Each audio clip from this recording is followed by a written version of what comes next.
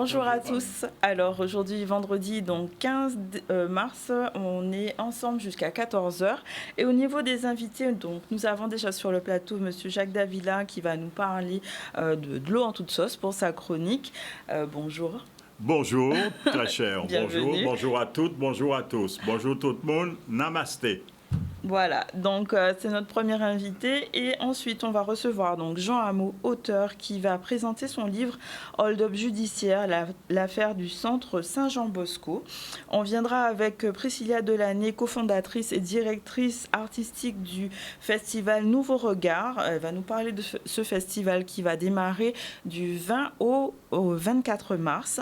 Avec Janine Carat et Marie Letin, il sera question d'un séminaire sur les clés de l'estime de soi. Et ensuite, on terminera avec Camille Mugerin, Jacqueline Birman, Sétor, qui vont nous parler de la journée de la femme, donc avec l'association Liane Pagnier. Voilà, pour les invités. Au niveau de l'information, on va traiter de la grève des laboratoires Biopôle Antilles. Donc, suite à un appel national, les laboratoires en Guadeloupe sont en grève à partir d'aujourd'hui, donc 15 mars. Il sera question aussi du vernissage de l'exposition collective Gravide qui a eu lieu, donc ce vernissage hier à Vallombreuse, donc dans la galerie Émergence Art. Et on verra ensuite la visite de la région à Marie-Galante. Donc, pour cette réunion délocalisée de la commission, on reviendra sur ces titres et on va démarrer justement par la grève de Biopôle Antilles. Suite à un appel national, plusieurs syndicats de laboratoires Biopôle Antilles Innovi sont en grève à partir d'aujourd'hui. Ils réclament une augmentation de leur grille de salaire, la mise en place d'un 13e mois et de meilleures conditions de travail. On voit un reportage de Solène Fèvre. Aujourd'hui, nous avons rejoint l'appel à la grève nationale qui unit tous les laboratoires de métropole. Nous avons profité, le groupe Innovi, de ce moment pour pouvoir aussi manifester et revendiquer nous avons les mêmes revendications, les mêmes droits que ceux de la métropole, voire plus. Donc nous, on revendique de meilleures conditions de travail et aussi une augmentation de la grille des salaires. On aimerait aussi, par rapport à Innovi, que le partage des profits soit fait avec l'ensemble des salariés par rapport au groupe Innovi. Nous demandons aussi qu'il y ait plus au niveau des conditions de travail, que les congés soient remplacés, que les maladies soient remplacées, qu'il y ait moins de pression sur les sites. Innovi a invité tous les délégués syndicaux des filiales. Et c'était le 5 mars où ils devaient aller discuter justement par rapport aux revendications de la grille de la convention collective et des conditions de travail. Et on a eu le retour de la métropole où on n'a pas eu de réponse concrète, ce qui a fait qu'aujourd'hui, toutes les filiales du groupe Innovi sont en grève. Nous, au niveau du CSE, on a une réunion le mardi 19. Donc là, on va pouvoir justement utiliser la mobilisation qui s'est faite aujourd'hui pour pouvoir faire remonter toutes les revendications et les réclamations des salariés. Voilà, donc une grève à suivre puisque rendez-vous prévu mardi 19. On va enchaîner avec ce vernissage de l'exposition collective Gravide dans le cadre du festival Cris de Femmes. Donc c'est un festival qui entame sa 13e édition et qui se veut un moyen d'expression pour les cris de révolte des femmes à travers le monde. Et cette année, Gravide est la thématique portée par cette exposition pour faire le lien avec la gestation et notamment la gestation à partir du féminin. On voit un reportage de Vianney Valverde qui était venu allié à cette exposition. On fait un reportage ensemble. Nous sommes à la galerie Émergence Art, qui est donc à l'entrée du domaine de Vallombreuse. Le thème Gravide, cette année, je trouvais intéressant d'utiliser donc un mot qui est utilisé exclusivement pour les femmes, pour les femelles, puisqu'on l'utilise à la fois pour les femmes, les humaines, mais aussi les plantes, mais aussi les animaux. Et donc de partir de la féminité, donc d'être d'un mot femelle pour aborder des questions plus universelles. Ce que je trouve qui est très intéressant, c'est que déjà on a 15 artistes, donc on a 15 individus et on a 15 regards différents, dont 3 hommes, puisque sur les 15 artistes, il y a 3 hommes, donc 12 femmes. Et chacun a abordé ce sujet ou cette thématique par rapport à son histoire, par rapport à son vécu, ou peut-être aussi par rapport à des causes qu'ils veulent défendre, puisque on est quelques jours seulement après le 8 mars, qui est la journée internationale du droit des femmes, et qu'on oublie souvent que les femmes ont des droits comme les hommes. Gravide, c'est tout ce qui est autour de la fonction maternelle, donc c'est le fait d'être enceinte en fait. Et moi j'ai choisi de le représenter à travers des vagins, voilà, qui ont chacun un thème et qui sont représentés de façon cartoonesque presque. Et voilà, j'étais très inspirée par le thème et je suis très contente de l'avoir réalisé comme ça. Les gens sont très surpris de voir des vagins comme ça exposés dans des tableaux.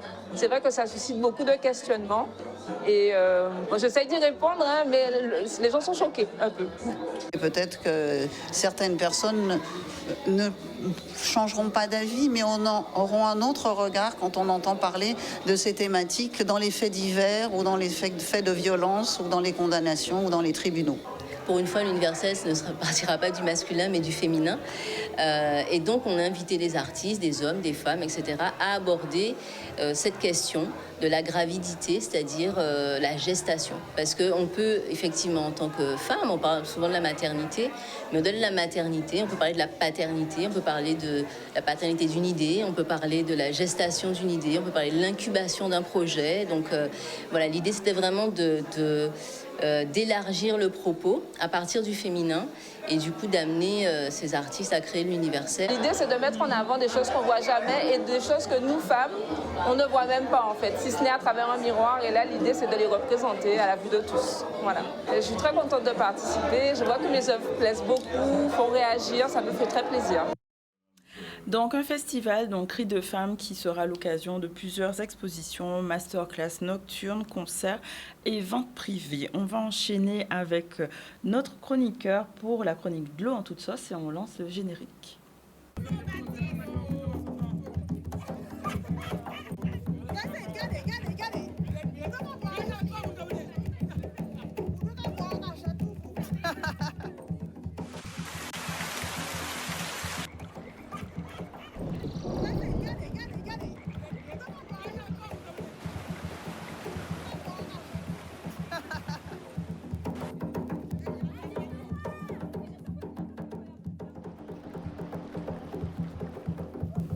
Donc, Monsieur Davila, bonjour. Bonjour, cher.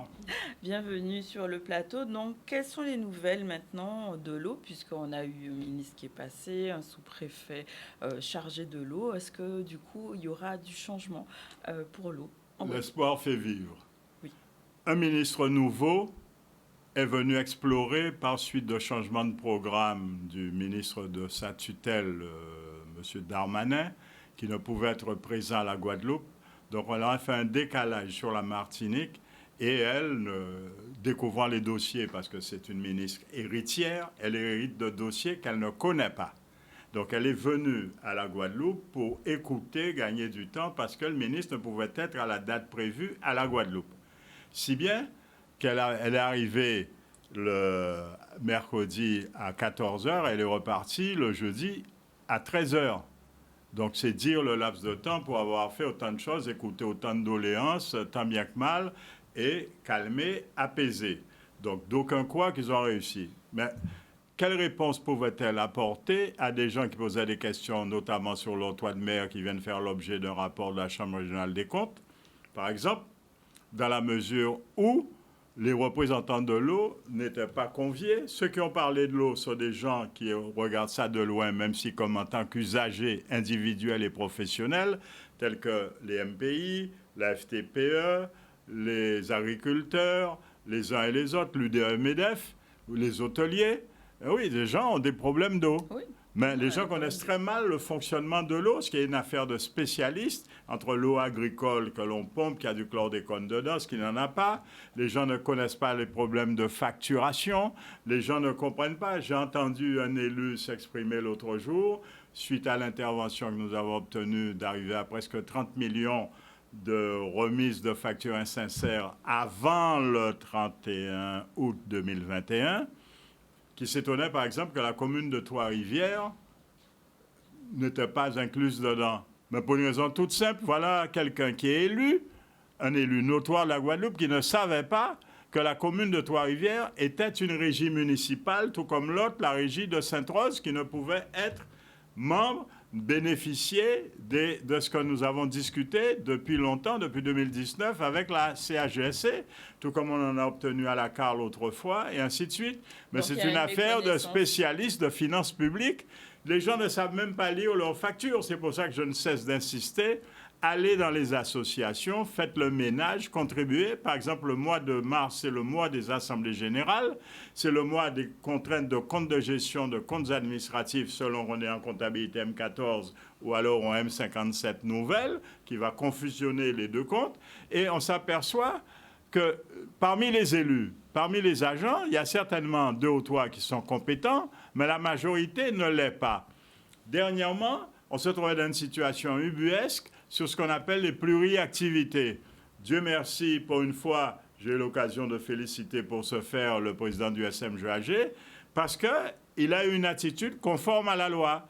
Si vous faites de la pluriactivité, il faut le déclarer quand vous êtes de la fonction publique titulaire ou contractuelle. Ce qui n'est pas le cas, tout le monde est dans un porte-manœuvre. Un monsieur va faire un accident de voiture, mesdames, messieurs, d'une voiture que vous payez tant bien que mal sur des factures insincères, incontrôlées, et pour aller s'occuper de son bar-restaurant. Mais pour revenir justement... mais tout ça, c'est de l'eau, parce que ce sont les gens qui payent. Les gens payent des volumes 4 fois en taxes ODE sur leurs factures. Regardez la taxe ODE, la 3e ligne en partant du bas, en remontant vers le haut. Vous allez voir que votre volume est 4 fois celui du volume réellement concerné. C'est interdit par la loi, c'est interdit par le Code de l'environnement notamment, et ça se demandait ce que fait la concurrence et les prix qui ont en charge de contrôler les factures, fussent-elles publiques ou parapubliques. Et c'est pour ça que nous ne cessons de vous demander, venez rejoindre ceux qui ont porté une plainte, de manière à ce que l'action puisse être plus déterminante, plus efficiente, parce que nous serons plus nombreux. Vous n'aurez pas d'avocat à payer. Et donc, justement, par rapport à ce sous-préfet qui est missionné pour l'eau et l'assainissement, vous pensez que ça va faire un changement? Non, c'est un type qui a un très beau CV, jeune homme brillant, major de l'INET, c'est très très bien. Il a un MBA en plus, ça veut dire qu'il sait compter, qu'il sait calculer, très bien. Mais ça ne suffit pas. Nous sommes fatigués à la Guadeloupe, dans un territoire où tous les 20 ans, on essaie de remodéliser le système économique, on n'y arrive pas, et de nous envoyer depuis la feuille de route, signée il y a un peu plus de 18 mois, les mêmes des jeunes qui sortent de l'école, qui sont bardés de diplômes, mais qui n'ont aucune pratique, aucune connaissance du terrain, et qui héritent très souvent de rapports inadéquats, de solutions en cours non adaptées aux réalités.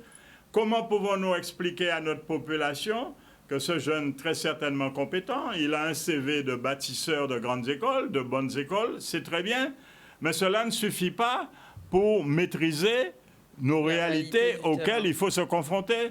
Il va se retrouver avec la situation, par exemple, d'avoir une commission de surveillance qui n'est qu'une commission consultative, qui se croit issue de la cuisse de Jupiter. On me dirait Jupiter était guadeloupéen. Jupiter était grec, c'était le dieu des Grecs, c'était pas le dieu des gens d'ici. Faut nous sérieux.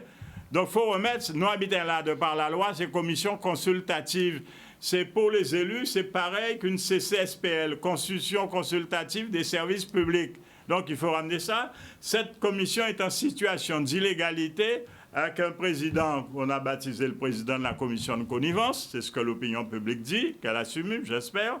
Et on se retrouve avec des gens dedans qui ont démissionné, que l'on retrouve encore de nouveau parce que le préfet, le contrôle de légalité, n'a pas encore pris depuis plus d'1 an l'arrêté modificatif pour ce faire. Comment voulez-vous qu'une commission composée de 34 membres, dont des élus, président de l'association des maires, il y a 2 députés dedans, il y a madame la vice-présidente du conseil régional, qui est présidente de l'association nationale de biodiversité, qui n'est jamais venue en réunion. Donc ce n'est pas normal, ça ne peut pas continuer. On se retrouve avec des irrégularités et des avis émis qui ne tiennent pas la route fort souvent. même s'il y a 2 ou 3 des bons points, mais si vous êtes en charge de la surveillance des comptes, il faut surveiller les comptes, et même si vous n'avez que voix consultative, il faut que vous ayez la compétence pour permettre, on se retrouve à 8 ou 9 en réunion sur les 34. Les gens ne s'excusent pas, ils ne sont pas sanctionnés. Et en plus, cette commission émet des avis sur lesquels le comité syndical du SMGAG est amené à se prononcer, ce qui entache les décisions de nullité. Donc il est certain que parce qu'il faut le savoir, la Chambre régionale des comptes Antilles-Guyane a reçu mission de la Cour des comptes nationale de mettre le nez dans les affaires du SMGAG, parce que depuis 2 ans et demi que cette structure existe, elle dysfonctionne, et malgré les 178 000 personnes abonnés usagers qui se plaignent, elles ne font pas ce qu'il faut à nos côtés pour pouvoir faire avancer le schmilblick. Ce n'est pas facile. On n'a pas une baguette. Comment on pourrait faire pour avancer? Il faut rejoindre le site que nous avons créé qui s'appelle La Goutte d'eau, qui est à la disposition des gens. Je vous affirme, vous n'aurez pas d'avocat à payer. Nous avons obtenu ce qui s'appelle un pro domo d'un très grand cabinet qui obtient, lui, des résultats. Jusqu'à ce jour, La Goutte d'eau a gagné tous ses procès pour le remboursement des bouteilles d'eau pour les gens, pour les tours d'eau, les mises en conformité de trucs. Parce qu'il faut savoir, l'autre jour, nous avons fait arrêter les travaux de déhauteur. Est-ce que vous savez que déhauteur, les mêmes travaux avaient déjà été faits il y a 3 ans et demi? Alors, des gens comme moi se sont étonnés. Nous avons été pour demander, mais comment c'est qu'on refait les mêmes travaux? Ils ont déjà été payés. Il y a quelqu'un qui prend quelqu'un pour un canard sauvage. Est-ce que vous savez qu'on vous fait payer de l'octroi de mer indu, alors que l'article 40 et 43 de la loi des finances interdit que l'on prenne une taxe pour... On inclut l'octroi de mer, mesdames, messieurs, interne, pour la potabilisation de l'eau comme un produit industriel, dans le montant hors taxe de la facture, et on rajoute la TVA dessus. Donc, il y a une espèce d'escroquerie qui est en train de se faire là, et on dit que c'est l'octroi de mer qui crée l'inflation. Non, mesdames, messieurs, l'octroi de mer a été introduit depuis la nuit des temps, alors que la TVA qui a été introduite dans l'Hexagone puis dans l'Europe en 1954 a été introduite à la Guadeloupe en 1975. Si nous respectons la chronologie et la méthodologie du droit français et européen, elle est intérieure. C'est elle qui a créé une taxe de 8,5% sur laquelle l'État touche des dizaines de millions, et le reste est versé aux collectivités, avec une remarque de l'Europe qui, défendue par la France pour ce faire, n'a pas été bien loin, qui date de 1992, qui consisterait, mesdames, messieurs, à prendre la plus grande partie de l'argent pour le tourner vers le développement. Il faut savoir que les montants alloués en octroi de mer ne représentent que 7% du développement du territoire. Le reste de l'argent, mesdames, messieurs, est destiné aux communes pour faire du fonctionnement. Moun, mettez talala, bouchon, trou, alors que ce n'est pas ça que notre pays a besoin. Notre pays a besoin de formation de gens compétents dans toutes les disciplines dont une société a besoin, et d'emplois industriels et de services, bien sûr. Parce que nous avons besoin de médecins, nous avons besoin de pharmaciens, de laboratoires dont vous disiez qu'ils sont en grève, et ainsi de suite. Nous avons besoin d'agriculteurs performants. Parce que quand un citoyen a un problème, je cesse de vous le dire, le problème, c'est 24 heures tous les jours, y compris les années bissextiles. Alors que vous avez affaire à des gens qui travaillent 35 heures par semaine, 5 jours à 7 heures. Donc, ce n'est pas les mêmes rendements. Donc, il faut que nous trouvions l'équilibre pour pouvoir organiser cela. Et cela n'est fonction que de notre vouloir. Il faut que nous apprenions à faire ensemble, à ne pas tenir compte de la race, de la religion et du parti politique de l'autre. Il faut que nous apprenions à faire ensemble. Et c'est comme ça, en faisant ensemble, que nous apprendrons à vivre ensemble et à nous respecter. OK. Donc là, vous avez parlé de la goutte d'eau. Est-ce qu'il y a d'autres initiatives qui sont... Oui, la goutte d'eau a été rejointe par la Ligue des droits de l'homme, par toutes les stations, dont, par exemple, le comité de défense des usagers de l'eau de la Guadeloupe, présidé par M. Parent. Et dernièrement, nous venons de franchir le cap des 200. Après une séance de travail à Margalante, nous allons aller dans les autres îles de l'archipel, nous descendrons dans toutes les communes prochainement, parce que, effectivement, nous ne pouvions pas rester un si petit nombre de gens responsables alors que nous nous plaignons globalement. Et nous sommes en train de nous attaquer à toutes les hérésies, irrégularités et manquements. Et nous avons porté plainte. Il faut que vous sachiez que le parquet général des finances a désigné la gendarmerie de la Guyane pour qu'il n'y ait aucune pression locale de Monamoun, d'habitants, nous, Porté-Manève, hein, qui a déjà commencé les interrogatoires. Et très bientôt, le magistrat instructeur de la Cour des comptes a déjà été désigné et va s'occuper du SMGAG. Ce n'est pas la chasse aux sorcières. Nous voulons connaître l'ampleur des dégâts. Qu'est-ce qu'il faut porter comme solution? Et avec des gens intègres, parce que je rappelle que je ne suis pas payé pour ça. Pas même mes frais de déplacement que je n'ai pas. D'accord, donc c'est une affaire qui est toujours en cours. Et, oui. Et ce sous-préfet, il est très certainement plein de bonne volonté. J'espère qu'il tiendra compte des avis des usagers, sans quoi il restera ce qu'il est, un fonctionnaire d'État et qui n'a pas une baguette magique.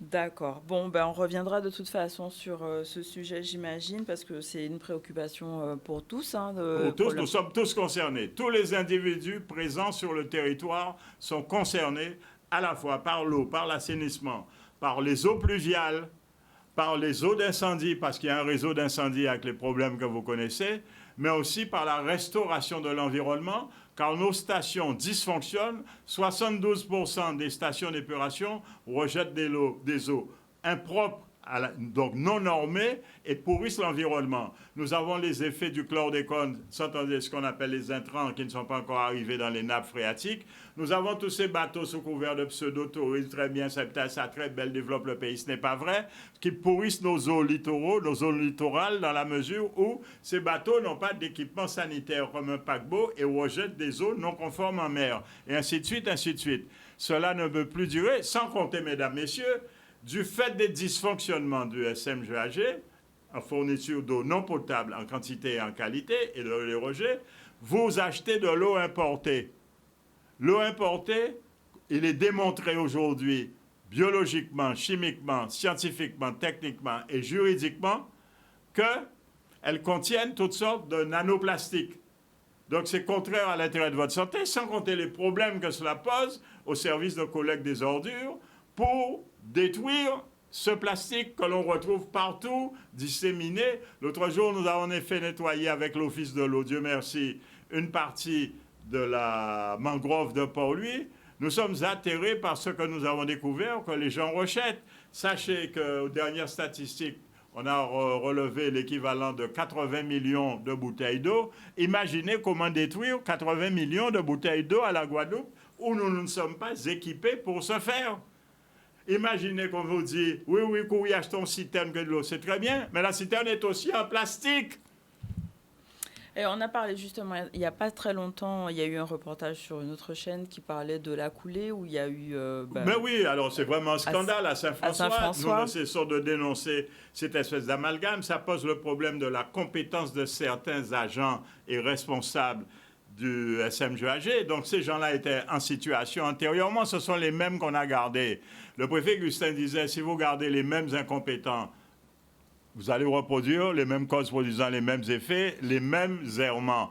Eh bien aujourd'hui, est-ce que vous trouvez normal que des gens qui soient responsables de service ne sachent pas qu'on a construit un ouvrage sur une canalisation en fibrociment, qui était ce qu'elle était, mais qui était là, qui devait servir, une canalisation d'eau usée, sur laquelle une canalisation privée est venue, et tout ça, l'ensemble s'est cassé, l'ensemble se déverse dans l'eau visuelle et va jusqu'à la mer. Mais j'ai été voir à Saint-François, mesdames, messieurs, mais ce n'est pas la seule canalisation qui va directement dans la marina, qui n'est pas équipée pour ce faire, qui va ailleurs. Tout le littoral est bordé de tuyaux qui sortent des restaurants et tout. Ce n'est pas possible, ça ne peut pas durer, avec une station d'épuration qui ne fonctionne qu'en dessous de 50% de sa capacité. Donc, ça veut dire qu'il faut une équipe performante qui va se retrousser les manches pour prendre les problèmes un par un et porter les solutions adéquates sous réserve qu'elles puissent être financées. On a une cesse confirmée par le ministre Carenco de dire aux gens, il n'y a pas de problème d'argent. Alors, s'il n'y a pas de problème d'argent, nous avons de quoi payer les compétences. Il faut trouver les compétences où elles sont et arrêter de mettre des gens qui se prennent pour Harry Potter, qui n'ont aucune baguette magique, Hein? Et même s'ils vous racontent n'importe quoi, on serait curieux de savoir pourquoi ils ont quitté leurs anciennes fonctions et pourquoi d'autres aujourd'hui veulent quitter leurs fonctions. Parce que cette affaire de pluriactivité et cette affaire de je suis compétent, mais ce sont des égos hypertrophiés, surdimensionnés. Il faut que vous assumiez les conséquences de vos choix. C'est vous qui choisissez les élus qui mettent en place certains. Donc il faut leur dire leurs 4 vérités. Quand un élu a raison, il a raison. Quand un élu a tort sur de l'eau, si vous aimez boire de l'eau avec des colibacilles dedans, il n'y a qu'à le dire et on vous laissera tranquille, j'ai autre chose à faire. Juste un mot dernier, mais vraiment un mot sur la proposition de loi qui a été justement validée, qui est en cours de validation au Sénat. Quel est votre avis sur la chlordécone? Sur la chlordécone, je considère que ce n'est qu'une étape, dans la mesure où elle sera obligée de revenir devant le Parlement. Donc, il y aura des surprises parce que nous, Guadeloupéens, n'avons pas encore pris conséquence que l'affaire du chlordécone, c'est le Tchernobyl des Antillais. C'est-à-dire que nos arrière-petits-enfants subiront les conséquences génétiques, biologiques de tous ces dysfonctionnements. Et c'est pour ça que j'assume les conséquences de mon propos. Oui, j'ai dit, et je maintiens mon dire, que j'ai été absolument attristé, peiné, que l'on ait pu se donner la Légion d'honneur au président du syndicat des bananiers, le 1er janvier de cette année. Parce que je ne pense pas qu'il soit auteur de l'importation du chlordécone, mais c'est une affaire extrêmement grave, parce qu'il ne faut pas oublier que ces gens-là ont employé un paquet de gens qui n'étaient pas déclarés. Il nous faut partir à la recherche de tous ces gens qui sont en voie de cancer de la prostate, des femmes qui ont la banane qui ne sont pas déclarées, des enfants mal formés, et ainsi de suite. Il nous faut assumer les conséquences de notre histoire. Il faut être courageux. C'est ça, être adulte. Bon, affaire à suivre, en tout cas, on reviendra avec détermination. Avec détermination. Merci en tout cas d'être venu. On va enchaîner avec notre première pause publicitaire. On reviendra ensuite avec Jean Hameau, qui est auteur, qui nous parlera de son livre, ainsi que Priscilla Delaney pour le festival Nouveau Regard. À tout à l'heure.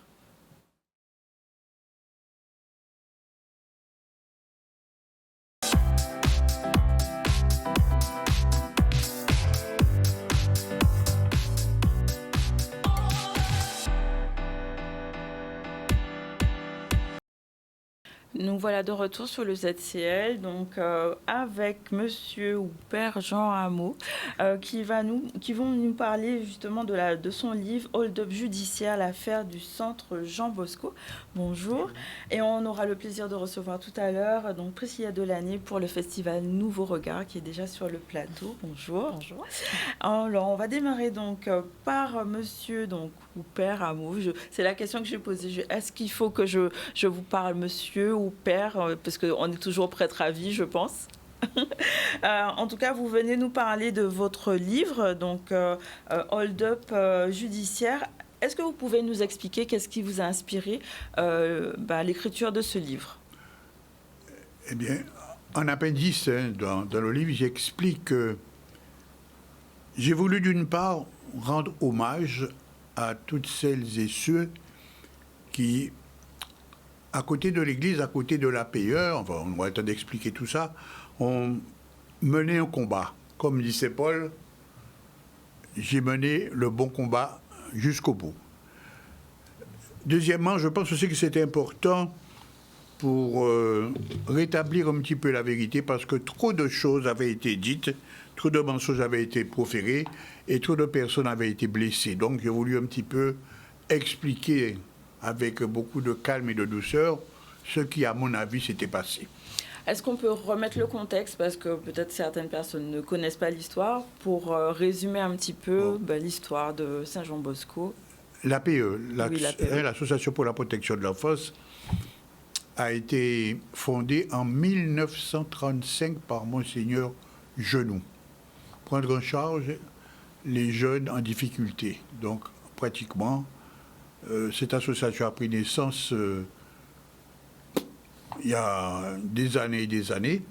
Et Saint-Jean Bosco était devenu l'emblème, le lieu où on rassemblait les enfants en difficulté. Et donc, dans les années 1990 à peu près, il y a eu ce problème par rapport à ce qu'on appelle le prix de journée, il y a eu des difficultés, puis l'APE a été liquidée. D'accord, donc Alors, ça a c'est eu tout des ça. problèmes de gestion en fait qui Voilà. ont mené à une liquidation de l'association. L'association. D'accord. Est-ce que vous pouvez nous parler justement de l'importance de ce centre pour les jeunes? Comment il a permis aux jeunes d'être un tremplin Mais parfois? Il faut bien se dire qu'on avait fait de ce Jean Bosquet une maison de redressement. Ce n'était pas du tout ça. Il y avait cinq sections d'une trentaine de jeunes à Saint-Jean-Bosco. Et bien sûr, il y avait les jeunes en difficulté, les repris de justice qui étaient envoyés par la justice, et finalement, ce sont eux qui ont mis la pagaille. Il y avait une école technique, beaucoup de Guadeloupéens sont sortis de cette école technique, et cette école technique, aujourd'hui, est devenue l'école technique qui est à Blanchette, qui continue. Bon, il y avait bien sûr aussi une école primaire, et avec des sections pour aider les jeunes, les accueillir. Voilà. C'était ça, c'est Jean Bosco. Et alors, vous parlez de rétablir la vérité. Alors, pourquoi c'était important pour vous de remettre les pendules à l'heure concernant ce qui s'est passé?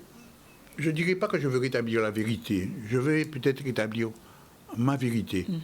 Mais c'était certainement important que les gens sachent ce qui s'était passé. Et donc, il y a eu un combat très, très fort entre nous, l'association, ensuite le Conseil général et même l'État.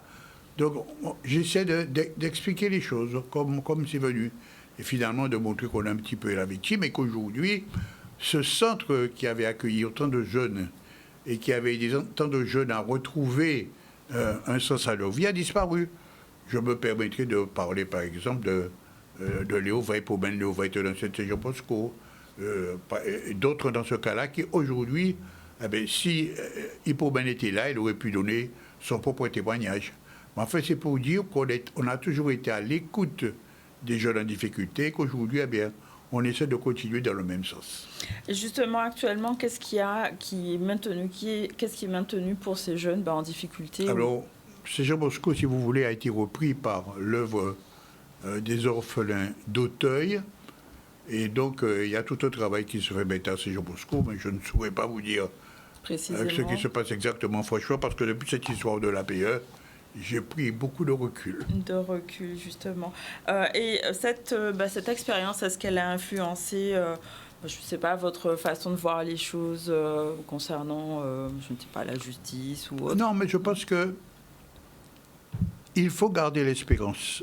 Bon, ça s'est passé, il y a eu ces difficultés, mais peut-être qu'il faut regarder aujourd'hui, d'une autre manière, qu'est-ce qu'on peut faire pour les jeunes. Bon, les temps ont changé. Donc si les temps ont changé, prenons le temps aujourd'hui de voir qu'est-ce qu'on peut faire pour les jeunes. Et aider les jeunes à grandir, à devenir des hommes et des femmes demain, ce n'est pas seulement à Saint-Jean Bosco, mais plus à plus se faire aussi dans les paroisses. Ça peut faire un peu partout. Il s'agit actuellement de donner un idéal aux jeunes, pour leur dire que la vie, elle est difficile, elle est compliquée, mais on peut toujours surmonter tout cela si on veut. Et là, c'est important de lancer un appel à des adultes pour encadrer ces jeunes et les aider à trouver leur chemin. Et justement, est-ce que les institutions religieuses elles peuvent être une aide pour soutenir les jeunes, promouvoir plus de justice, d'éducation? Il y a des mouvements. Il y a les scouts. Oui. Il y a l'enseignement catholique. Il y a les associations de jeunes. Oui, je crois que nous comptons beaucoup sur les jeunes. Mais la difficulté aujourd'hui, c'est de trouver des personnes qui veulent encadrer ces jeunes, qui acceptent de donner un peu de leur temps pour que les jeunes trouvent leur place dans notre société aujourd'hui. C'est difficile à trouver actuellement. Il y a moins de volontaires, de bénévoles qui veulent justement aider. Il y a encore des œuvres. Il y a les scouts, il y a les CVAV. Et dans les paroisses, il y a des mouvements qui regroupent les jeunes pour essayer de leur donner un idéal. Mais pas quelque chose d'évanescent, mais quelque chose de concret dans leur vie de tous les jours. D'accord. Quel message vous souhaitez justement transmettre à travers ce livre? Vous avez parlé de vérité, mais plus loin pour la jeunesse actuelle. Le message, c'est que devant la difficulté, devant ce qui se passe chez nous maintenant, Je crois qu'il ne faut pas se décourager. Hein. Il faut se dire que nous sommes responsables, nous sommes dans le même bateau, et que si nous voulons que notre pays avance, si nous voulons que la Guadeloupe continue à devenir j'ose le dire, un modèle pour les autres, eh bien, il faut qu'on s'y mette tous. Et qu'il faut que la violence diminue. Il faut que les gens prennent davantage conscience qu'on est responsable d'eux. Voilà. Ce que je souhaite, c'est que ce livre-là puisse aider des gens à comprendre que les jeunes, eh bien, c'est l'avenir, c'est demain. D'accord. En tout cas, merci beaucoup pour votre passage. Et donc, je vous en prie. Vous avez une présentation dédicace donc aujourd'hui à la salle Remina Souta à 18h30. À 18h30, oui, 18 à 18h30 à la salle Remina Souta. On va parler de ce livre et puis il y aura une séance de dédicace. D'accord. Donc, vous pouvez venir nombreux à cette dédicace. C'est sur Pointe-à-Pitre, 18h30. Merci voilà, en tout cas. C'est moi qui vous remercie. Bonne journée. Merci. On va parler justement jeunesse, action et détermination avec Priscilla Delaney, donc, qui est directrice artistique du festival Nouveau Regard, oui. donc 7e édition oui. qui aura lieu du 20 au 24 mars. C'est ça. Donc c'est un festival qui permet justement d'explorer différents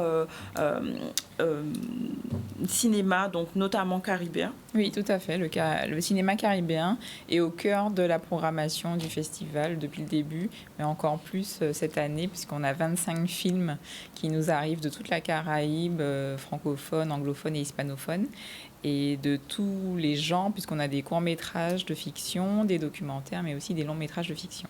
Donc un programme dense avec des événements variés, des événements aussi hors les murs. Oui. Est-ce que vous pouvez nous parler... Alors, dans les grandes lignes, parce qu'il y a beaucoup de choses du oui. programme. Alors, le programme, il se divise, on va dire, en deux parties. Donc, on a la partie projection de films avec les films en compétition, les films caribéens, des films internationaux qu'on présente également en avant-première pour la plupart, avant-première nationale.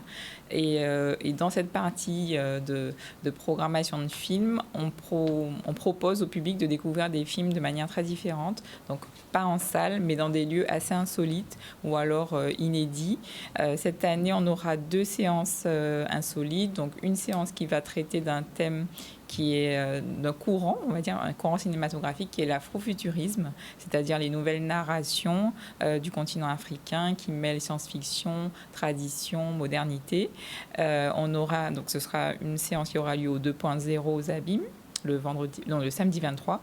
Et l'autre séance, elle est dédiée à un courant qui est tout nouveau, qui s'appelle Dark Fantasy. En fait, c'est un mélange d'horreur, de fantastique, mais aussi d'onirique. Donc, c'est quelque chose d'assez inédit. Voilà. Donc, on joue notre rôle d'avant-gardiste du cinéma en proposant ces séances qui sont scénarisées à l'image des films. Comment se fait la sélection justement des films? Parce que c'est des thèmes, j'avoue que personnellement je ne connaissais pas. C'est l'occasion. Voilà. Donc ce sera l'occasion de découvrir. Mais comment se fait la sélection des films qui sont en compétition? Comment vous procédez? Alors nous, on lance un appel à compétition depuis le mois d'octobre en général, qu'on clôture en janvier, pour recevoir des films qui vont passer à la présélection et qui seront ensuite proposés donc, au public et aux membres du jury. Donc on lance un appel à compétition via une plateforme qui est internationale et c'est d'ailleurs la raison pour laquelle on reçoit beaucoup de films, 3800 cette année et donc tout ça passe à la sélection des films caribéens. Enfin, on a vraiment une sélection qui est très très minutieuse pour qu'il colle à la thématique et ensuite cette année on en a 25. D'accord, donc de 3000 on passe à 20. Oui. C'est quand même un sacré boulot, j'imagine. Travail. Vous êtes une équipe, on est plusieurs à faire le tri. Et justement, comment est le cinéma? Quel est l'état du cinéma actuel en Guadeloupe, on va dire, mais dans la Caraïbe? Alors, l'état du cinéma actuel, il est très riche et très foisonnant. D'ailleurs, on aura une table ronde pendant le festival qui est donc en collaboration avec notre partenaire officiel, la région Guadeloupe. C'est une table ronde pour parler justement de l'état des lieux du cinéma. Donc ça aura lieu le jeudi 21 au MACT, dès 9h30. Donc c'est l'occasion de vraiment de savoir ce qui se passe sur le territoire, que ce soit en termes de production, en termes de financement, de formation ou de production, voilà, tout simplement. Donc, c'est ce qu'on veut montrer, ce qu'on veut partager en tout cas avec les professionnels et le public, c'est que le cinéma caribéen, le cinéma guadeloupéen est dans une belle ébullition. Il y a beaucoup de productions. Et voilà, donc on veut tout simplement montrer le fruit du travail de ces auteurs. Justement, en matière de formation, quelles sont les possibilités de formation ici? Est-ce qu'il y en a? Et comment un jeune qui on est dans plein Parcoursup, etc., Oui. est-ce qu'il peut vraiment avoir sa place, trouver quelque chose qui lui convient ici? Oui, bien sûr. Donc, il y a plusieurs canaux de formation. Il y a le BTS audiovisuel à Pointe-Noire. Il y a le campus Luminance également à Pointe-Noire. Et puis, il y a aussi des écoles de cinéma, dont je suis présidente d'ailleurs, c'est l'école Courtrage Mes Caraïbes, donc une école de cinéma qui est accessible sans condition de diplôme ou d'âge. Donc, on peut se former aux différents métiers du cinéma, scénariste, compositeur de musique de film. Enfin, là, sur le territoire, on a de plus en plus d'offres. Et c'est ce qui est important de montrer, c'est qu'on n'est pas toujours obligé de partir. Et c'est aussi ce qu'on veut faire pendant les ateliers qu'on met en place pendant le festival, c'est d'ouvrir l'horizon cinématographique des jeunes ou alors des professionnels déjà bien en place et proposer des formations pendant le festival. Alors là, il y a une thématique qui est quand même spécifique autour du numérique, de l'intelligence artificielle. Est-ce que du coup, vous allez l'intégrer dans le festival? Absolument, il y a une journée qui est spécialement dédiée à l'intelligence artificielle au service du cinéma, puisque c'est vrai que c'est une grande préoccupation actuelle de savoir quels sont les dangers, les craintes à avoir, mais surtout quels sont les atouts que cette nouvelle technologie peut apporter au cinéma, au récit et à faciliter peut-être certains aspects peut-être plus administratifs, parce que le cinéma, c'est une vaste entreprise. Donc, en fait, on a 3 experts même qui vont venir nous en parler, 2 Guadeloupéens d'ailleurs, 2 jeunes Guadeloupéens, dont un qui vit à Montréal, donc Lucas Soussin et Emmanuel Saint-Silly. Donc, c'est des jeunes Guadeloupéens qui sont spécialisés dans les nouvelles technologies, notamment l'intelligence artificielle dans le cinéma et dans le patrimoine artistique et culturel. Donc, ce sera 2 temps forts où j'invite tout le monde à venir prendre connaissance. La compétition, elle est quand même l'élément central du festival. Absolument. Quels sont les objectifs de cette compétition? L'objectif de la compétition, c'est déjà de montrer ces créations caribéennes, de montrer les histoires qui nous ressemblent, qui nous racontent, qu'elles viennent de chez nous ou de nos voisins, parce que souvent on est éloigné de nos frères caribéens et on a des histoires qui se ressemblent terriblement. On a les mêmes histoires. Donc l'idée, c'est aussi de nous rapprocher et de montrer au public ces histoires qu'on n'a pas l'habitude de voir sur un grand écran et en même temps de stimuler la créativité de la Caraïbe avec cette compétition de films. Je crois qu'on a un trailer qu'on va pouvoir passer justement sur Nouveau Regard. On lance le...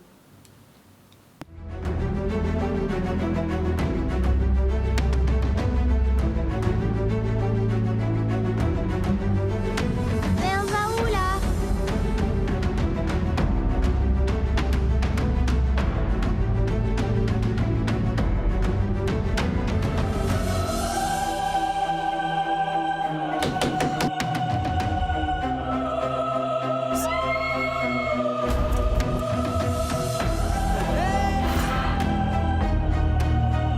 Tudo bem?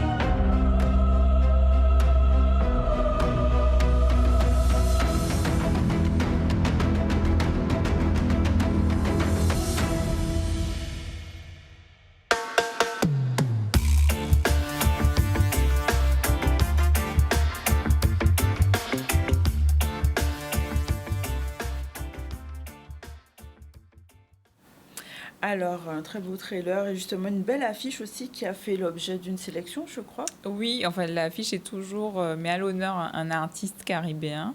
Et cette année, on a choisi la photo d'Elton Barrett, qui est un photographe des Bahamas. D'accord. Et justement, est-ce qu'il y a des thématiques sur les films spécifiques Alors nous, on laisse les thématiques vraiment très libres. On n'a pas de thématique au festival, mis à part avoir donc des films de ces nouveaux auteurs, ces nouvelles visions du cinéma.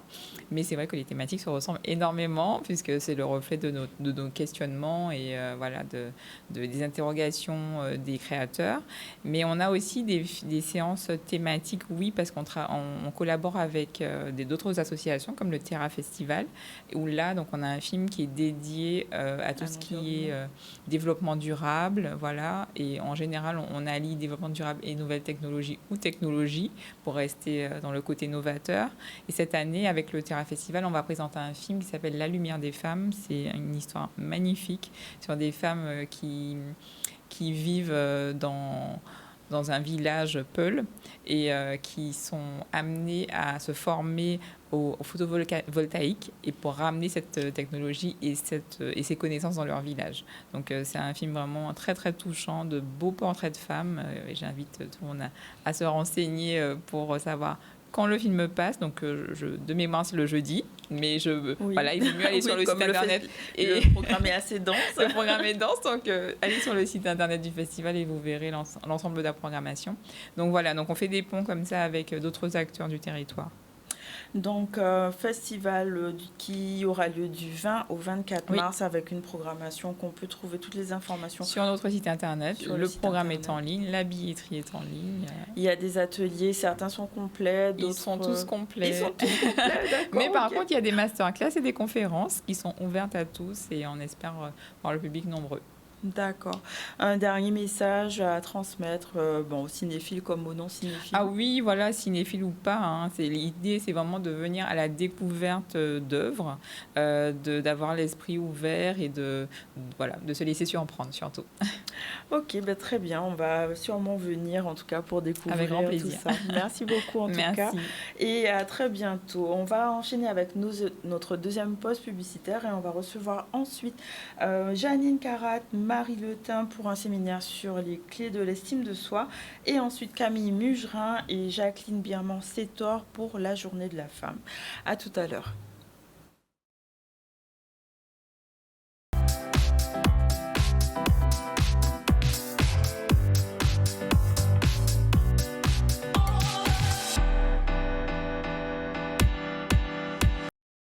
Il est 13h31 et on va enchaîner avec notre troisième plateau et nos invités qui sont déjà sur le plateau. Donc Janine Karat qui est coach référente et formatrice consultante.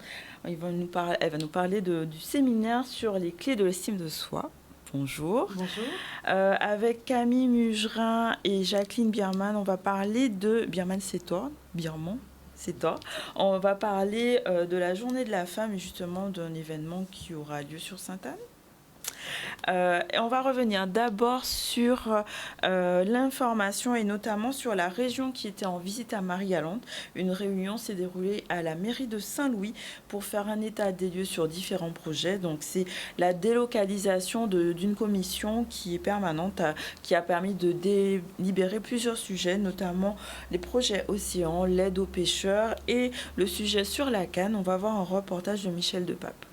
Cette réunion à la mairie de Saint-Louis-de-Marie-Galante, voir un peu les travaux qui sont faits, ce qu'il y a à faire encore, parce que nous avions fait la région à domicile ici avec le maire où nous avions prévu certaines choses qui ont été réalisées sur des routes, sur des aires de jeu et d'autres demandes du maire. Et aujourd'hui, nous avons fait le tour un peu des projets et ce que nous aurons à faire encore. Et donc à 80%, je dirais, nous lui avons répondu avec satisfaction.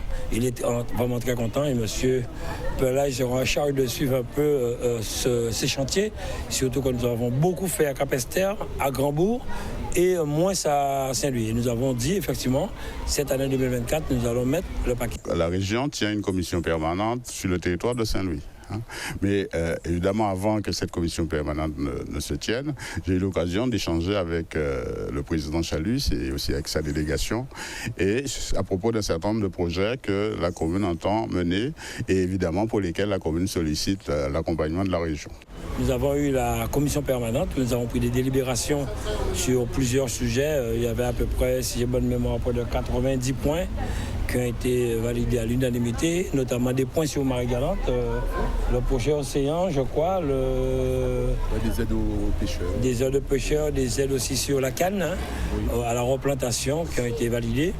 Ensuite, nous nous sommes rendus au lycée pour pouvoir voir un peu les travaux réalisés pour la cuisine pédagogique du lycée Bastaro. Voilà. C'est un moment très fort dans la vie de l'établissement parce que ça conclut un moment de structuration très importante. C'est-à-dire, nous avons 5 filières de métiers sur la partie professionnelle de cet établissement et la cuisine, hôtellerie, restauration, c'est le plateau technique qu'il nous fallait pour offrir aux élèves une filière, une offre de formation selon leurs attentes, en fonction de leurs attentes et aussi en adaptation aux besoins de cette île.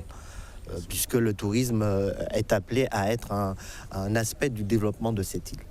Donc c'est une belle satisfaction, 3,5 millions de travaux qui ont été réalisés dans les temps, comme nous l'avons prévu. Ça a été livré. Maintenant, nous espérons qu'il y aura un fonctionnement permettant aux jeunes de pouvoir vraiment se former. Et nous avons pu constater aujourd'hui la satisfaction du proviseur et de ses collaborateurs de ce lycée. Voilà pour les informations. On va enchaîner donc avec nos prochains invités. Donc j'ai Camille Mugerin, présidente de l'association Lien de Panier. Bonjour. Bonjour. Et Jacqueline Birman-Sétor, professeure agrégée de lettres, créoliste, auteur, avec ses différents ouvrages qui sont sur le plateau. Nous allons parler de quel féminisme pour le 3e millénaire. Donc c'est une table ronde qui aura lieu ce samedi 16 mars à Sainte-Anne. Alors, pour commencer, est-ce que vous pouvez, déjà, merci d'être venu sur ce plateau, nous partager votre perspective sur l'état actuel de la mixité, de la parité, l'égalité pour les femmes, puisque c'est dans le cadre des journées des droits de la femme. En fait, c'est moi qui ai choisi le sujet. Hein. Oui. Voilà, donc... est-ce que je devrais le dire? Non, je ne vais pas le dire quand même. Ah. Mais... oui. C'est-à-dire que à un moment, on cherchait le sujet depuis la fin de l'année dernière, quel sujet choisir, quel thème, etc. Parce qu'on ne fait jamais comme les autres, c'est-à-dire, nous, depuis l'année dernière, nous questionnons le féminisme. D'accord. Qu'est-ce que le féminisme?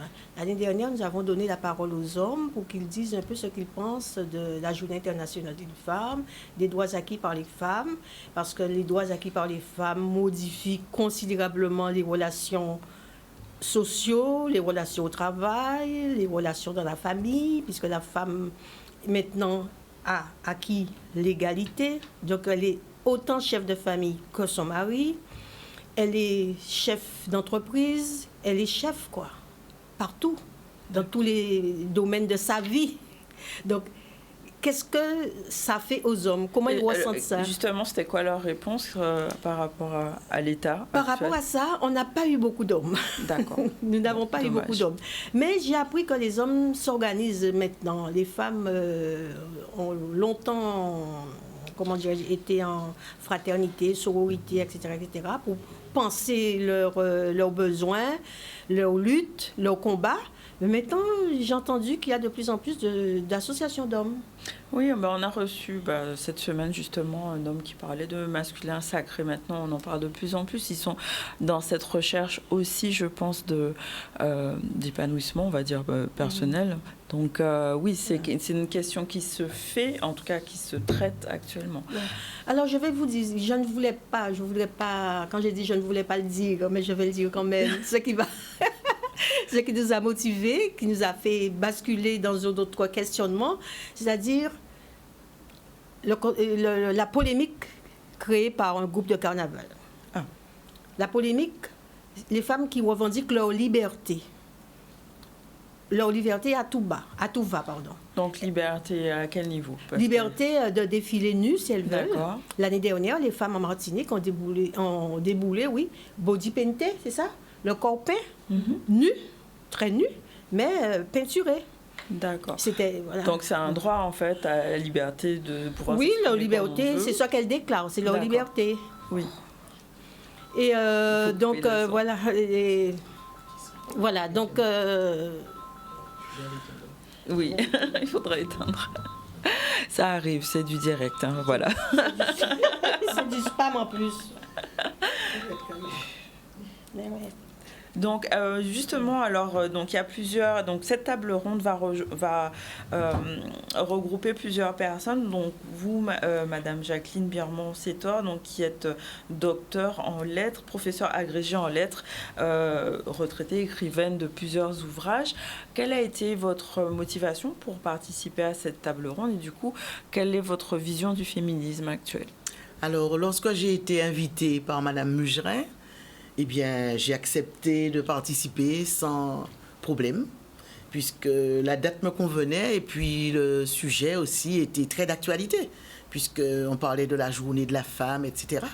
Et comme il y faut admettre qu'autrefois les femmes n'avaient aucun droit et que si on remonte très loin dans l'histoire, qu'elles n'avaient même pas le droit d'exister, si on peut le dire. Elles étaient là comme un pot de fleurs, comme un portrait dans une maison. Mais le temps dont je parle là maintenant, eh bien c'est des temps très reculés. Hein, à l'époque où, lorsque les femmes vivaient dans un foyer, eh bien elles étaient obligées de rester dans le foyer. Elles n'avaient aucune perspective d'avenir. C'était faire le ménage, s'occuper des enfants. D'ailleurs, quand elles mouraient, on écrivait sur leur tombe: elle fila la laine et resta à la maison. Ça se passait en France. Mais en Guadeloupe, les femmes ont eu aussi un rôle, mais assez tardivement. Mais au départ, eh bien, elles étaient considérées comme étant l'âme du foyer aussi. Et c'est par la suite que les choses ont évolué. Alors, moi, je vais justement parler en quelque sorte de l'évolution.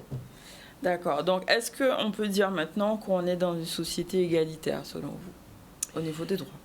Alors, moi, j'estime que l'égalité, c'est quelque chose qui se prend. C'est-à-dire que les femmes n'ont pas à attendre qu'on leur donne l'égalité. Elles ont une égalité de fait, puisqu'il y a eu des avancées dans la société. Il faut savoir que lorsque la femme naissait, comme disait Simone de Beauvoir, eh bien, la femme qui naissait, qui était normale, eh bien, il fallait qu'elle entre dans un moule. Et en 1949, elle le dit bien lorsqu'elle écrit son ouvrage, Le deuxième sexe. Et comme c'était une philosophe et qu'elle a beaucoup travaillé sur la condition de la femme, elle a beaucoup lutté pour défendre la femme, eh bien, elle disait qu'on ne naît pas femme, on le devient. C'est-à-dire que la société, la culture voulait que les femmes soient dans un cadre, dans un moule, dans un costume, si on peut le dire ainsi, même si c'était un costume étriqué. On ne leur demandait pas leur avis, il fallait, avec le regard de la société, qu'elles soient des femmes. Et donc, les petites filles, très tôt, eh bien, quand elles recevaient les dinettes ou bien les poupées, eh bien, c'était comme si on les préparait à la vie future, comme si on disait, mais toi, tu es une fille, tu restes à ta place. Et je sais qu'en Guadeloupe, c'était aussi pareil, puisque les petites filles n'avaient pas le droit de battre du tambour sous le bord de la table, de s'asseoir à califourchon sur une chaise, de siffler parce qu'on leur disait « diable qui prend ». Elles n'avaient pas le droit de grimper aux arbres, de jouer aux billes, etc. Bon, moi, j'étais un petit peu... entre fit et fente, comme on dit, mais non, pas garçon manqué, justement. Justement, on disait aux filles qui voulaient être comme des garçons, qui voulaient jouer, en quelque sorte, avec les jeux de garçons, que c'était des garçons manqués. Elles étaient vite cataloguées. Moi, sans qu'on me dise que j'étais un garçon manqué, j'avais un grand frère qui avait 8 ans de plus que moi et une grande sœur qui avait 4 ans de plus. Alors, avec le grand frère, il m'est arrivé de faire des jeux de garçons. Notamment, je sais faire un cerf-volant, parce que j'ai vu comment mon frère le faisait et je l'aidais à tailler les ailes et la queue. Moi, mes parents étaient permissifs. On ne m'empêchait pas, par exemple, de grimper aux arbres, de jouer aux billes avec mon frère, etc. Par contre, de temps en temps, on me disait, tu ne peux pas t'asseoir à califourchon sur la chaise, tu ne peux pas faire ceci, tu ne peux pas battre du tambour parce que ça fait voyou. De même, mon frère, il allait courir après Massa Saint-Jean parce qu'on habitait dans le quartier. Mais moi, je ne pouvais rester que sur le trottoir et regarder passer les masses et dans la jupe de ma mère parce que j'avais peur des masses. Mais on avait le droit, au retour du mas, d'aller quand même de Font-Logier jusqu'à la Cour Selbonne pour les accompagner. Donc il y avait quand même une différence de... Oui, il y avait des interdits. Des interdits, puisque voilà. la société ne voyait pas l'éducation des filles à l'instar de l'éducation des garçons. Donc ça a évolué quand même, on peut dire ça. Ça a beaucoup évolué et c'est justement pour ça que je dis que nous questionnons notre féminisme à présent. Puisque ça a tellement évolué qu'on ne sait plus qui est femme. Comment est-on femme maintenant, au XXIe siècle, au 3e millénaire? Comment devient-on femme? On ne naît plus femme du fait de sa naissance biologiquement. On est femme parce qu'on peut le décider. Donc, on peut le décider. Il est question de vraiment prendre les rênes de sa vie et de décider qu'on est... Oui, on peut changer de sexe et devenir femme si on veut. Oui, maintenant, il y a beaucoup de choses qui se font. Oui, c'est ça, on peut décider.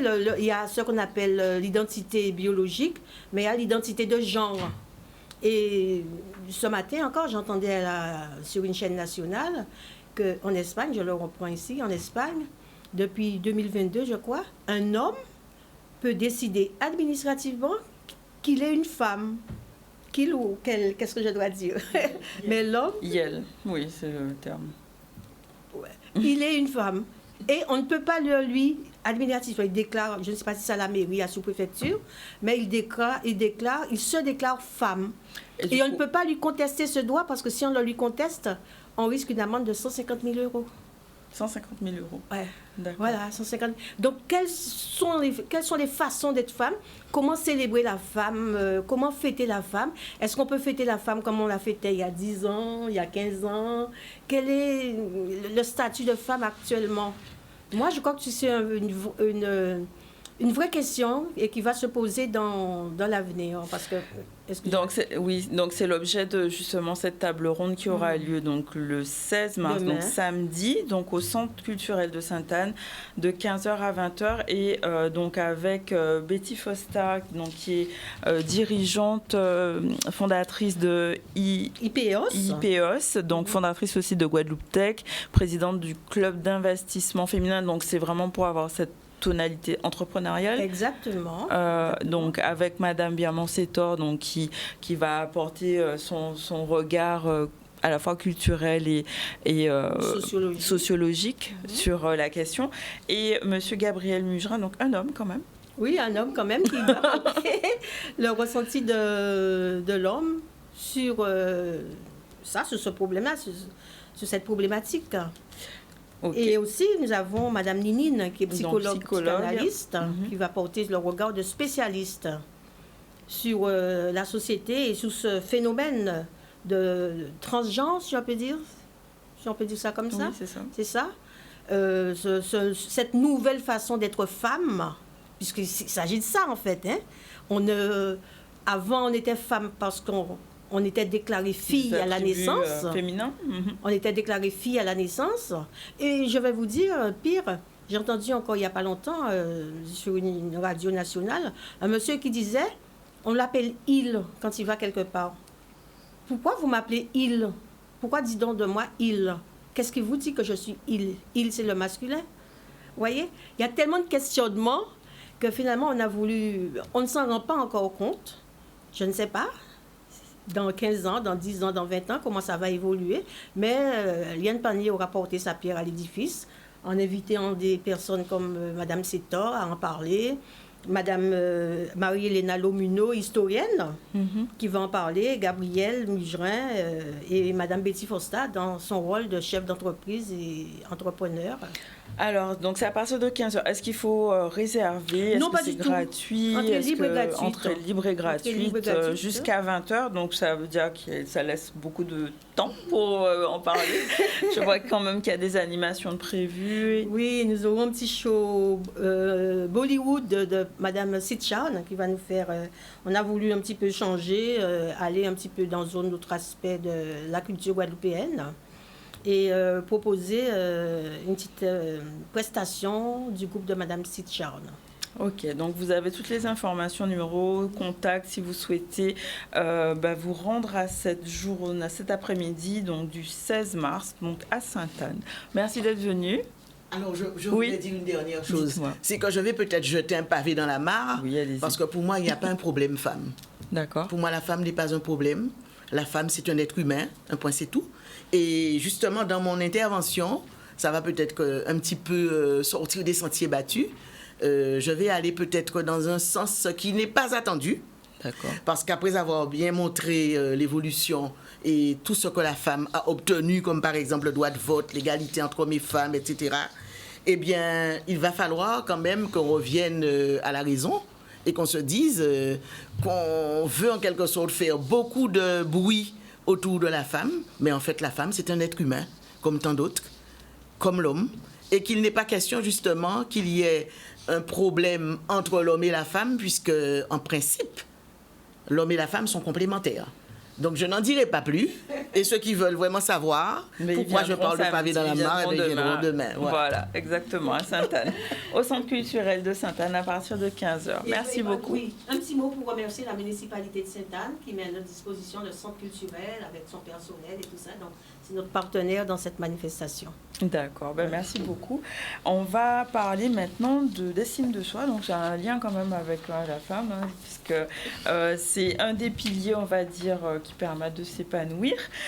Et justement, donc, Marie Létain, donc hypnothérapeute, formatrice, praticienne en thérapie énergétique et psycho-émotionnelle, ainsi que Janine Carat, donc on a présenté déjà consultante et coach, vous organisez un séminaire qui aura lieu le 24 mars. Est-ce que vous pouvez nous expliquer déjà en quoi consistent les thérapies énergétiques psycho-émotionnelles? Donc, ce sont des thérapies brèves, c'est ça? Exactement. Bonjour. Bonjour. Alors oui, ce sont des thérapies brèves et dans tout ce qui concerne les thérapies brèves, nous trouvons des thérapies telles que l'hypnose, la relaxation par le toucher, le FT, pour ne citer que celle-là, où on peut accompagner une personne entre 3 à 12 séances maximum. D'accord, ça permet vraiment un changement. Oh oui, oui. Alors, quant à l'hypnose, vous savez, là, quand je viens ici, je parle de l'hypnose, c'est vraiment ma thérapie préférée. Parce qu'en 2 temps, 3 mouvements, comme je dis, il y a un avant et un après. Justement, alors, ce séminaire, donc les clés de l'estime de soi, quels sont les objectifs de ce séminaire? Alors, l'objectif, en réalité, c'est de permettre à la personne de s'épanouir sans que ces blessures, toutes ces blessures soient mises en avant et que ces blessures ne soient en fait ses conducteurs, ses drivers. J'espère que je me fais comprendre. Oui, mais on peut développer driver, je ne sais pas si tout le monde comprend, mais en tout cas, c'est déclencheur, c'est ce qui va... Voilà, exactement. Si vous voulez, ce sont des comportements automatiques que nous avons. C'est un peu coup de klaxon égale colère. Vous êtes en voiture, quelqu'un klaxonne et... On ne sait même pas pourquoi, mais quelqu'un te double, tout de suite.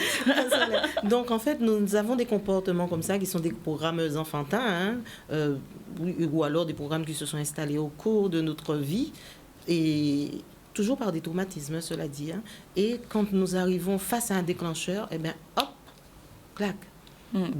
C'est comme tap zip, le feu il s'allume tout de suite. Exactement. Voilà, il y a des mots comme ça, des comportements, alors que l'autre en face n'avait peut-être aucune intention. Mais nous, ces drivers, c'est vrai qu'on anglicise beaucoup de mots, mais bon, c'est le terme qui est utilisé. Ces mécanismes se mettent en place et ça agit beaucoup sur notre épanouissement personnel et surtout notre estime de nous. Justement, l'estime de soi, pourquoi ce focus sur l'estime de soi? En quoi ça change et ça peut être important pour l'individu, mais aussi pour la société guadeloupéenne, on va dire? Alors, déjà, il faut définir ce qu'est l'estime de soi. L'estime de soi, c'est la valeur que l'on se donne. Ce n'est pas la valeur que l'autre nous donne. Et souvent, quand on parle d'estime de soi, eh bien, on voit ça surtout par rapport à la manière dont l'autre nous perçoit. Alors qu'en réalité, ce n'est pas le regard de l'autre qui compte. Parce qu'autrement, on n'est pas soi. On fait toujours par rapport à l'autre. En fait, on ne fait pas émerger nos véritables qualités. Donc, l'estime de soi, la valeur que nous donnons, c'est la manière dont nous percevons. Et c'est ça qui est important. Et souvent, eh bien, quand on parle d'estime de soi, on voit beaucoup d'ego. Et l'estime de soi, c'est vraiment l'anti-ego. Madame Cara, est-ce que vous pourrez nous parler un peu du programme qui sera proposé justement et comment vous intervenez? Absolument. Alors donc cette journée de séminaire qui est all inclusive, en fait, c'est vraiment un package complet. On invite le public à passer un bon moment avec nous, s'occuper de lui, de soi. Et à Sainte-Anne, il y a plein de choses qui se passent, de belles choses qui se passent à Sainte-Anne. The place to be. OLE à Sainte-Anne, dans les locaux de format concept thérapie à Sainte-Anne. Et donc, la journée va démarrer avec une prise de contact. Donc, petit déjeuner collectif, prise de contact. Après, nous allons avoir une intervention On est 3 intervenants ce jour-là, M. Denis Christmous, Marie Létain et moi-même. Et c'est M. Christmous qui va ouvrir, on va dire, le bal avec une technique bien particulière. Je n'ose pas trop en dire. Le yoga du rire. En ouaille.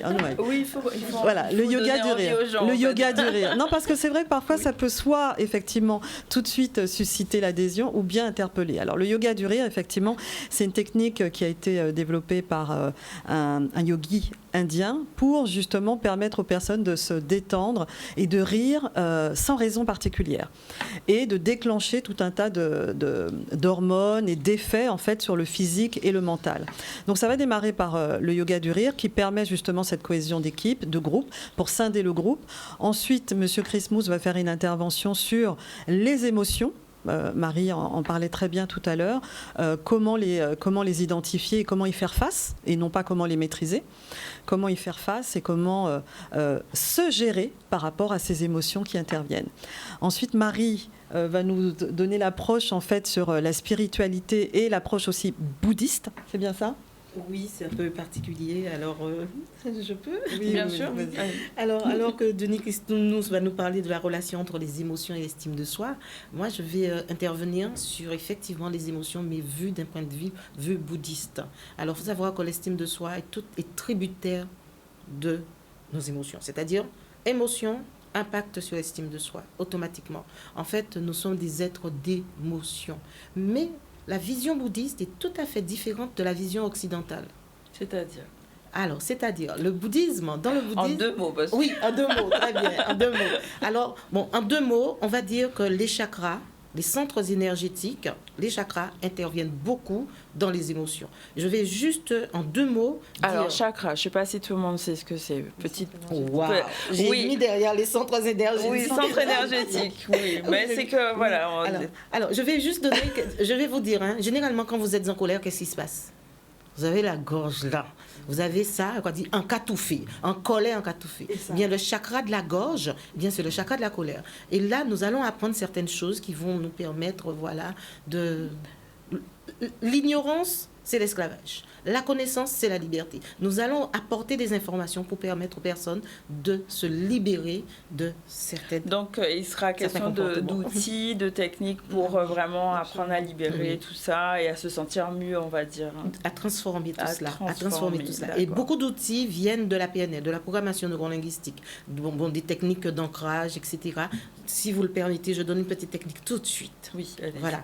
Vous, par exemple, vous êtes journaliste, vous êtes invité quelque part, et là, comme par hasard, votre syndrome de l'imposteur est en train de ressortir. Et là, vous dites, oh là là, mon Dieu, il va falloir que je prenne la parole, pourtant c'est mon métier. Eh bien, vous savez, vous avez votre maman qui vous a offert un bijou, quelque chose, quand l'aucun baissant, mais... Au cas sentir bien. Au cas sentir bien. Eh bien, ce jour-là, peu importe, vous mettez ça dans votre poche, vous le portez sur vous. Et quand vous allez entrer en scène, vous le tenez. Et tout de suite, vous entrez dans un état émotionnel tout à fait différent. Voilà. Donc, il va y avoir un certain nombre plusieurs techniques, plusieurs outils. Voilà. Donc, ça se passe le 24 mars, oui. Alors, juste pour finir, la 3e intervention, c'est la mienne. C'est concernant plus la partie, on va dire, plus centrée sur l'estime de soi, mais le self-love, s'aimer soi-même, apprendre à s'aimer pour pouvoir justement poser les jalons, mais sur des outils beaucoup plus organisationnels et pratiques sur la gestion de projets, sur comment transformer sa vie. Voilà. Bon, tout un programme. Est-ce que ce sera suffisant une journée pour tout ça ? Est-ce que non, c'est le départ, c'est un déclic. L'idée, c'est ça, de pouvoir après cheminer, à la fois l'une avec l'autre. Et où vous êtes 3 formateurs, donc la personne peut éventuellement avoir un suivi, j'imagine. Comprendre pourquoi c'est important. Voilà. Pour comprendre pourquoi c'est important l'estime de soi. Un numéro de téléphone éventuellement si on veut s'inscrire, comment on fait ? 06 90 63 52 27. WhatsApp, s'il vous plaît. Encore une fois, 60 06 90 63 52 27. Vous envoyez un WhatsApp et il y aura toutes les informations. Absolument, et tout juste à fait. pour résumer en 3 secondes, c'est donc le dimanche 24 mars et c'est toute la journée. Ça va se passer où? À Sainte-Anne, chez Format Concept Thérapie, de 8h30 à 17h. Et tout est inclus dans le tarif forfaitaire, déjeuner, collation, petit déjeuner, et ce sera super. Voilà, super. En tout cas, merci d'être venu. Merci. On va conclure notre émission. Alors, je crois qu'il y a un focus. Est-ce qu'on a le temps de le voir? Alors, focus du jour, donc ZCL Gold Nostalgie, donc avec Jocelyne Labille aujourd'hui, qui est une chanteuse guadeloupéenne de zouk. À l'âge de 19 ans, elle intègre le groupe Mélodie et sort un premier album, Affaire de femme. Bon, il y a encore question de femme, voilà. Sa carrière débute dans le groupe Orchestra en 1997. Elle sort son single intitulé Quand tu veux et marque son premier succès solo. Son album On verra lui fera gagner le prix du meilleur album caribéen au African Music Awards. En 2000, elle sort J'ai déposé les clés, bon, on connaît bien. Et en 2003, Laisse parler les gens aussi, album qui deviendra un tube de l'été en France, en Afrique, dans la Caraïbe et recevra la certification disque de platine. En 2009, Jocelyne Labille change de style musical et se lance dans le gros cas, sort la chanson Grève qui sera un des titres phares de la bande sonore de la grève générale. Donc c'était le focus du jour et je crois qu'on a une parole à pays là aussi. Donc de l'eau palais, yo bay, ouais, de l'eau palais. Il parle trop, oui, sûrement. Donc voilà pour le focus et parole à pays là. Aujourd'hui, on a reçu plusieurs personnes, donc Jacques Davila, chroniqueur du ZCL, qui nous a parlé de l'eau. Encore, on n'a toujours pas d'évolution notable, malgré ce nouveau préfet qui est missionné pour l'eau et l'assainissement, en faire à suivre. Avec monsieur Jean Hameau, donc Père Hameau, on a parlé de son livre « Hold up judiciaire, l'affaire du centre Saint-Jean-Bosco ». Avec Priscilla Delaney, cofondatrice et directrice artistique du festival Nouveau Regard. Elle nous a parlé de ce festival qui va démarrer donc le 20, du 20 au 24, plusieurs choses de programmées, notamment la compétition, mais aussi des ateliers, des masterclass, avec un programme très dense. Vous pouvez aller voir sur le site internet. Donc avec Camille Mugerin et Jacqueline Birmont-Sétor, on a parlé de cette table ronde qui aura lieu samedi au Centre culturel Sainte-Anne à partir de 15h. Quel féminisme pour le 3e millénaire. Donc tout un programme jusqu'à 20h avec des animations. Et avec donc Marie Letin et Janine Carat, on a parlé de ce séminaire qui aura lieu le 24. Donc, séminaire sur les clés de l'estime de soi, c'est à Sainte-Anne aussi. Donc, 24 mars. Voilà pour aujourd'hui. La réalisation, c'était Jordan. On parle de l'information rapide, si on a le temps. Non, on n'a pas le temps, ok. Donc, vous pourrez avoir toutes ces informations de toute façon ce soir. On vous souhaite un bon week-end. On se retrouve lundi dans le ZCL, 12h30. Bon week-end, faites attention à vous et profitez pour prendre soin de vous.